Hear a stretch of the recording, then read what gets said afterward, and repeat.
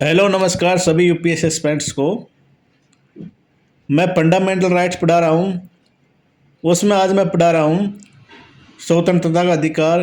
वो मैंने आधा पार्ट कंप्लीट करवा दिया है।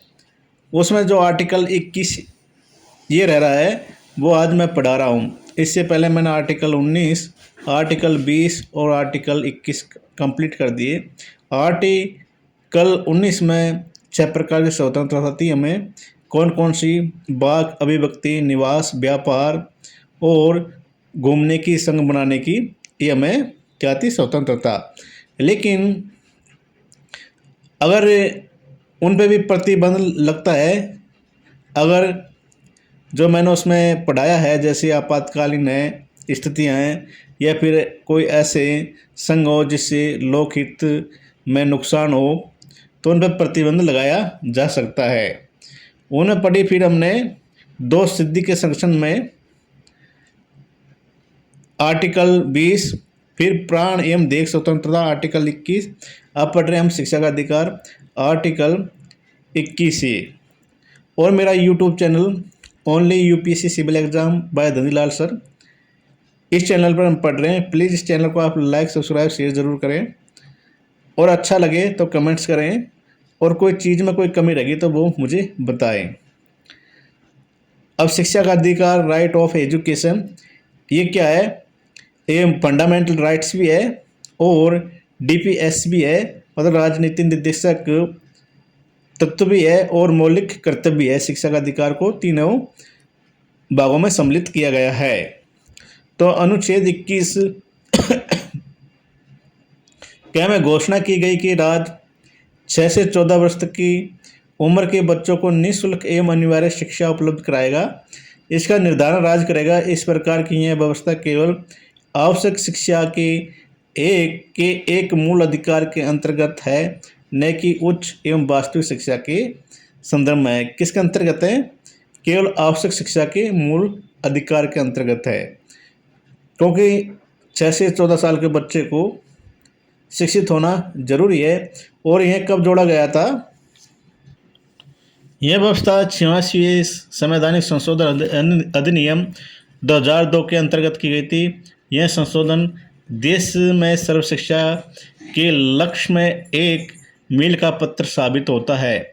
सरकार ने यह कदम नागरिकों के अधिकार के मामले में द्वितीय क्रांति की तरह उठाया है। कौन सा उठाया? द्वितीय क्रांति की तरह से, इसलिए इसे 86वें संविधान संशोधन अधिनियम 2002 के तहत जोड़ा गया था। पूछ सकता है कि शिक्षा का अधिकार कब जोड़ा गया था, ठीक है। और इस संशोधन के पहले भी संविधान में भाग 4 के अनुच्छेद 45 में बच्चों के लिए निःशुल्क एवं अनिवार्य शिक्षा की व्यवस्था थी। अतः निर्देशक सिद्धांत होने के कारण यह न्यायालय द्वारा जरूर नहीं ठहराया जा सकता है कि अब उसमें कानूनी प्रावधान की व्यवस्था है, ठीक है। तो हमने ये पढ़ लिया। फिर आगे देखते हैं। यह संशोधन अनुच्छेद 45 के निर्देशक सिद्धांत को बदलता है। अब इसे पढ़ा जाता है कि राज्य सभी बच्चों को 14 वर्ष की आयु पूरी करने तक निःशुल्क एवं अनिवार्य शिक्षा देने के लिए उपबंध करने का प्रयास करेगा। इसमें एक मूल कर्तव्य अनुच्छेद 51 क्या कहते हैं जोड़ा गया है।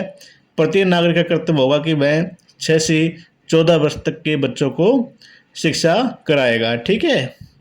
फिर हम देख लेते हैं सुप्रीम कोर्ट का फैसला भी। 1993 में उच्चतम न्यायालय ने अनुच्छेद 21 के अंतर्गत स्वयं जीवन के अधिकारों में प्राथमिक शिक्षा को मूल अधिकार में जोड़ा है। इसमें व्यवस्था की गई कि भारत के किसी भी बच्चे को 14 वर्ष की आयु तक निःशुल्क शिक्षाएं प्रदान की जाए। ये किसने कहा था? सुप्रीम कोर्ट ने। अब हम आगे देखते हैं। अब हम पढ़ रहे हैं आर्टिकल 22 निरोध एवं गिरफ्तारी से संरक्षण। अनुच्छेद 22 किसी व्यक्ति को गिरफ्तारी एवं निरोध से बचाता है, मतलब संरक्षण प्रदान करता है। हिरासत दो तरह की होती है, दंड विषयक कठोर और निवारक, ठीक है। दंड विषयक हिरासत एक व्यक्ति को दंड देती है जिसने अपराध स्वीकार कर लिया है और अदालत में उसे दोषी ठहराया जा चुका है। निवारक हिरासत वह है जिसमें बिना सुनवाई के अदालत में दोषी ठहराया जाए।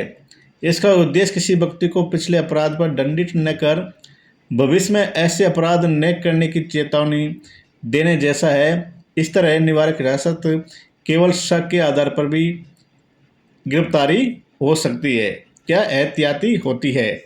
जो निवारक हिरासत होते हैं उसमें अगर जैसे किसी को जैसे थानेदार को पता चल जाए कि इसकी वजह से ये प्रॉब्लम हो सकती है, तो वो थाने में उनके पास में कानून के अधिकारियों को, तो थानेदार उस व्यक्ति को निवारक कानून के तहत गिरफ्तार कर सकता है। ठीक है, अब आगे हम देखते हैं अनुच्छेद 22 के दो भाग है। पहला भाग साधारण कानूनी मामले से संबंधित है, जबकि दूसरा भाग निवारक हिरासत के मामलों से संबंधित है। अनुच्छेद 22 का पहला भाग उस व्यक्ति को जिसे साधारण कानून के तहत हिरासत में लिया गया है निम्नलिखित अधिकार उपलब्ध कराता है। किसको उपलब्ध कराता है?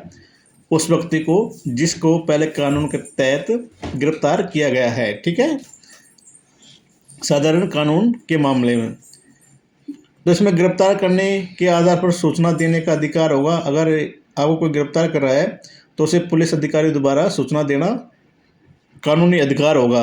विधि व्यवसाय से परामर्श और प्रतिष्ठा कराने का अधिकार है, वो वकील कर सकता है अपनी मर्जी का, और वो किसी से रक्षा के लिए अपील कर सकता है। ठीक है, फिर दंडाधिकारी मजिस्ट्रेट के सम्मुख 24 घंटे में उसे सामने पेश करना, सहशरीर यात्रा के समय को मिलाकर पेश होने का अधिकार है। 24 घंटे के अंतर्गत उसे, इसमें यात्रा का समय भी जोड़ा गया है 24 घंटे के अंतर्गत।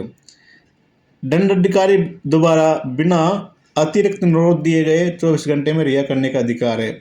उसे अगर साधारण कानून के तहत गिरफ्तार किया है तो 24 घंटे से ज़्यादा अंदर नहीं रख सकते हैं। ठीक है, निवारक कानून के तहत रख सकते हैं। यह सुरक्षा कवच विदेशी व्यक्ति या निवारक हिरासत कानून के अंतर्गत गिरफ्तार व्यक्ति के लिए उपलब्ध नहीं है। ये इंपॉर्टेंट लाइन है, देख लेना। ठीक है, साधारण कानून के तहत है उसको जैसे गिरफ्तार करने वाले अधिकारी को सूचना देने का अधिकार है, और गिरफ्तार व्यक्ति वो किसी से परामर्श वकील की सलाह ले सकता है। उसको 24 घंटे के अंदर मजिस्ट्रेट के सामने पेश करना जरूरी होता है। फिर हम देखते हैं आगे, अनुच्छेद 22 का दूसरा भाग उन व्यक्तियों को सुरक्षा प्रदान करता है जिन्हें दंड विषयक कानून के अंतर्गत गिरफ्तार किया गया है। उसमें क्या क्या शामिल है? जैसे आर्टिकल 22 का दूसरा भाग, व्यक्ति की हिरासत 3 माह से ज़्यादा नहीं बढ़ाई जा सकती जब तक कि सलाहकार बोर्ड इस बारे में उचित कारण न बताए। बोर्ड में उच्च न्यायालय के न्यायाधीश होंगे। ठीक है, किसी व्यक्ति को 3 महीने से ज़्यादा हिरासत में नहीं रख सकते हैं, जब भी रखेंगे जब सलाहकार बोर्ड इस पर सलाह देगा। निरोध का आधार संबंधित व्यक्ति को बताया जाना चाहिए, हालांकि सार्वजनिक हित के विरुद्ध इसे बताना आवश्यक नहीं है। निरोध वाले व्यक्ति को यह अधिकार है कि वह निरोध के आदेश के विरुद्ध अपना प्रतिवेदन करे। ठीक है, तो अनुच्छेद 22 संसद को भी यह बताने के लिए अधिकृत करता है किन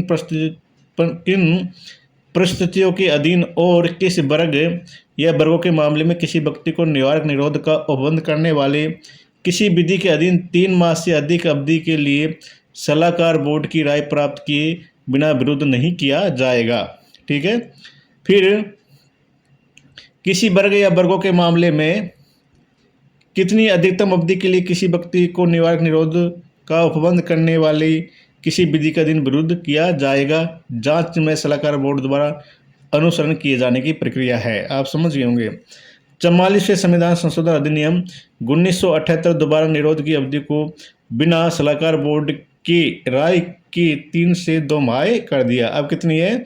वर्तमान में 2 माह। ठीक है, हालांकि यह व्यवस्था अभी प्रयोग में नहीं आई, जबकि निरोध की मूल अवधि 3 माह की अब भी जारी है। तो एक क्वेश्चन इसमें फंसा सकता है कि 44वें संविधान संशोधन अधिनियम 1978 द्वारा जो हिरासत निवारक कानून के तहत में हिरासत लिए व्यक्ति को कितने महीनों के लिए गिरफ्तार रख सकते हैं, हिरासत में रख सकते हैं? तो इसमें 2 माह। ठीक है, लेकिन अभी वर्तमान में 3 महीने हैं। अब हम पढ़ते हैं नेक्स्ट फंडामेंटल राइट। जो शोषण के विरुद्ध अधिकार है या राइट अगेंस्ट एक्सप्लॉइटेशन, ठीक है। तो मानव, इसमें आर्टिकल 23 और 24 सम्मिलित है। मानव दुर्व्यापार एवं बलात् श्रम का निषेध है इसमें। अनुच्छेद 23 मानव दुर्व्यापार, बेगार, बलात् श्रम, किसी से जबरदस्ती से काम करवाना और इसी प्रकार के अन्य बलात् श्रम के प्रकारों पर भी प्रतिबंध लगाता है। इस व्यवस्था के अंतर्गत कोई भी उल्लंघन कानून के अनुसार दंडनीय होगा। यह अधिकार नागरिक एवं गैर नागरिक दोनों के लिए उपलब्ध होगा। यह किसी व्यक्ति को न केवल राज्य के खिलाफ बल्कि व्यक्तियों के खिलाफ भी सुरक्षा प्रदान करता है।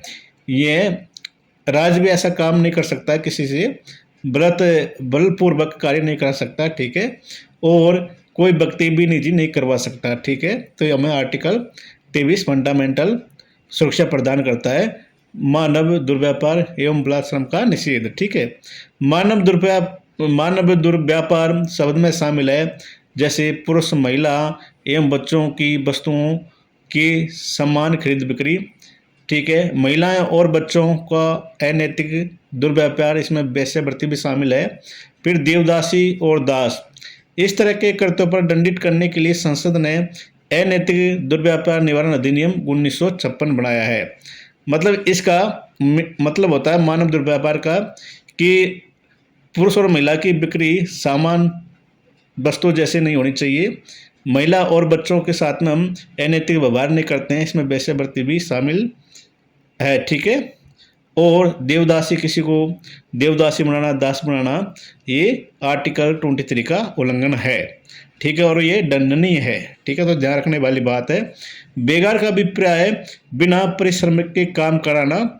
यह एक विशिष्ट भारतीय व्यवस्था थी जिसके तहत क्षेत्रीय जमींदार कभी कभी अपने नौकरों या उधार लेने वाले से बिना कोई भुगतान किए कार्य कराते थे। अनुच्छेद 23 बेगार के अलावा बलात् श्रम के अनेक प्रकारों तथा बंधुआ मजदूरों पर भी रोक लगाता है। बलात् श्रम का अर्थ है किसी व्यक्ति की इच्छा के विरुद्ध उससे काम करवाना, ठीक है। तो हमने आर्टिकल 23 पढ़ा। इस संबंध में बंधुआ मजदूरी व्यवस्था अधिनियम 1976, फिर न्यूनतम मजदूरी अधिनियम 1948, ठेका श्रमिक अधिनियम 1970 और समान परिश्रमिक अधिनियम 1976 बनाए हैं। अनुच्छेद 23 में इस उपबंध के अपवाद का भी प्रावधान है। ये इसका अपवाद भी क्या है? राज्य को अनुमति प्रदान करता है कि सार्वजनिक उद्देश्य के लिए वह अनिवार्य सेवा, उदाहरण के लिए जैसे सैन्य सेवा एवं सामाजिक सेवा आरोपित कर सकता है, जिनके लिए वह धन देने के लिए बाध्य नहीं है। लेकिन इस तरह की सेवा में लगाने में राज्य को धर्म, जाति या वर्ग के आधार पर भेदभाव की अनुमति नहीं होगी। अगर भी राज्य ऐसा करेगा तो यानी कि किसी विशेष वर्ग को ले लेगा या किसी निम्न लोगों को ले लेगा, ऐसा कुछ नहीं है। इनके आधार पर राज्य भी भेदभाव नहीं कर सकता है, ठीक है। लेकिन राज्य सार्वजनिक उद्देश्य के लिए ऐसा कर सकता है। फिर हम देखेंगे आर्टिकल 24, ठीक है।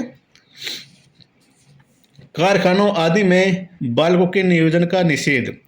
अनुच्छेद 24 किसी फैक्ट्री, खान अथवा अन्य परिसंगठनमय गतिविधियों तथा निर्माण कार्य अथवा रेलवे में 14 वर्ष से कम उम्र के बच्चों के नियोजन का प्रतिषेध करता है। लेकिन यह प्रतिषेध किसी नुकसान न पहुंचाने वाले अथवा निर्दोष कार्यों में नियोजन का प्रतिषेध नहीं करता है। जो आर्टिकल 24 कहता है कि 14 साल से कम बच्चों को हम भारी कामों में नहीं लगा सकते। भारी कामों मतलब जिनसे उनको नुकसान हो, चोट पहुंच सकती है, इंजरी हो सकती है, तो उन कार्यों में नहीं लगा सकते हैं। लेकिन ऐसे कार्यों में जरूर लगा सकते हैं कि जिसमें कोई नुकसान नहीं हो, जैसे चाय बेचना, रेडी पे सब्जी बेचना, etc, ठीक है। बाल श्रम प्रतिषेध एवं नियमन अधिनियम 1986 इस दिशा में सर्वाधिक महत्वपूर्ण कानून है। इसके अलावा बालक नियोजन अधिनियम 1938, कारखाना अधिनियम 1948, ठीक है, ये इत्यादि कानून दे रखे हैं। फिर है आगे हम देखते हैं बाल अधिकार संरक्षण आयोग अधिनियम 2005 में बालकों के अधिकारों को संरक्षण के लिए एक राष्ट्रीय आयोग और राज्य आयोग की स्थापना और बालकों के विरुद्ध अपराधों अथवा बालक अधिकारों को उल्लंघन पर शीघ्र विचारण के लिए अधिनियमित किया जाएगा, ठीक है। तो बालक अधिकार संरक्षण आयोग अधिनियम 2005 में स्थापित किया था, ठीक है। तो आज ये हमारा राइट अगेंस्ट एक्सप्लॉइटेशन के विरुद्ध मैंने पढ़ाया। अब मेरा नेक्स्ट जो फंडामेंटल राइट आएगा मैं पढ़ाऊँगा। जय हिंद, जय भारत। प्लीज़ मेरे इस चैनल को आप लाइक, सब्सक्राइब, शेयर ज़रूर करें।